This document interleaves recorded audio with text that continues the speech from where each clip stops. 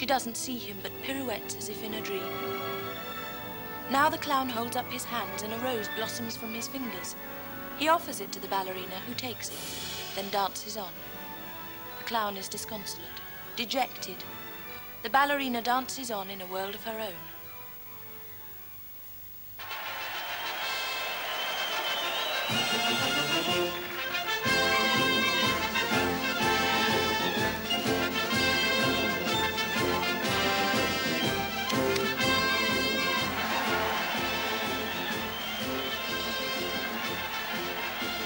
At the end of the week, Peacham's circus was folding.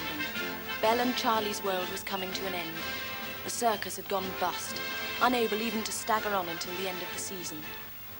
Moodily, Charlie kicked a pebble in the lay-by. The only trouble was the lay-by was empty. The road was empty. The whole world was empty except for a couple of birds in the sky, and they had no money. "I wish," Charlie began when Belle interrupted. "Car coming. You ready?" "Yes." He pulled the white mask down over his face and they stood poised, waiting. Mr. Barker and his family were on holiday. The same family holiday they had every year. The same 6 days' rain, the same one fine day. The same shingle, the same cold grey sea, the annual tragedy of the dropped ice cream.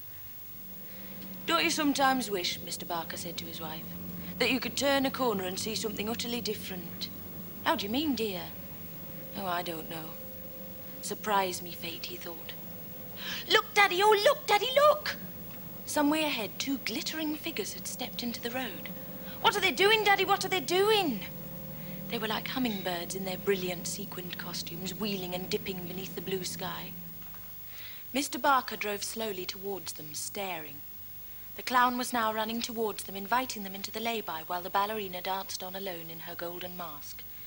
"He wants us to stop, Daddy. Please, Daddy, can we, Dad?" Behind the clown's white mask, 2 shrewd eyes assessed the family as they got out. 2 little girls, flushed and excited. A boy of about 10, fancying himself too old for enjoyment. The mother, not so good. The father. Hey, there's a fine, smiling gentleman. Good for £1 at the very least. The clown and the ballerina joined hands, bowed, and began their act. Their act was simple enough. The clown was in love with the ballerina, but she didn't appear to see him, and danced as if in a dream, serious and self-absorbed. The ballerina had danced away, leaving the clown disconsolate. He turned his back on her, and coming forward, offered a paper rose to the smallest girl. She shrank from him and hid in her mother's skirts. "She's shy," Mrs. Barker said. "I want one too," said the second little girl. At any moment she'd wail that it wasn't fair. Life isn't fair, Charlie could have told her. Still, he brought his hand out from behind his back, flicked his fingers, and there was another rose. "It was splendid," said Mr. Barker. "I enjoyed it."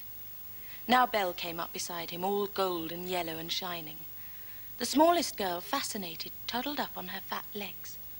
"Pretty," she said, and put her hand out to touch the golden mask. Belle jerked her head away sharply, but the child's fingers had caught in the elastic and it snapped. The mask fell off. The child stared, burst into tears, and ran back to her mother. "What's that on her face?" whispered the other girl, too audibly. "It's a scar, silly," said the boy. "What did you think it was, a worm?" The clown sprang on him, knocked him to the ground, and began punching him hard.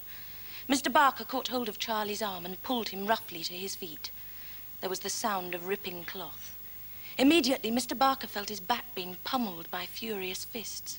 "You're tearing it! He's got to wear that tonight!" Looking round, he saw that she'd hidden her scarred face behind curtains of hair. Oh, poor girl, he thought with a pang. Then he felt a sharper pain as Charlie bit his hand. He yelped and let go of the boy's arm. "Scarper!" shouted Charlie, and ran. Belle seemed in no hurry. "He bit me," Mr. Barker was saying. "Look, it's bleeding." "That's nothing," said Belle. "You won't die. Cleaned his teeth this morning." "Glad to hear it," said Mr. Barker. "You're from that circus, aren't you?" said Mrs. Barker. "I've a good mind to complain. I wonder what they'll say when they hear how you've behaved." "Me?" said Belle. "I've done nothing.